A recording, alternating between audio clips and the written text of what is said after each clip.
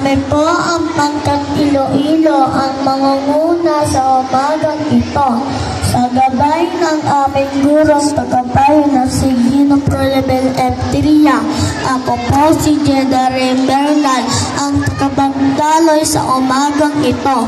Sisimulan po natin ang ating programa sa isang panalangin sa pamumuno ni Jero Patrick F. Guzman, susundan ng lupang hinirang at bagong Pilipinas sa pagkumpas ni Ian Kylie Jackson, pabigas ng panatang makabayan sa pamumuno ni Longkay Viñeva, at susundan po ito ng pagbigas ng panunumpa sa watawat ng Pilipinas sa pamumuno ni Nathaniel Aranzanso, ang panunumpa sa watawat ng bagong Pilipinas ni Robin Todd Gray Tisico at Devon Mission at Vision ni Elisha Ancheta at Bir Patrick Guzman.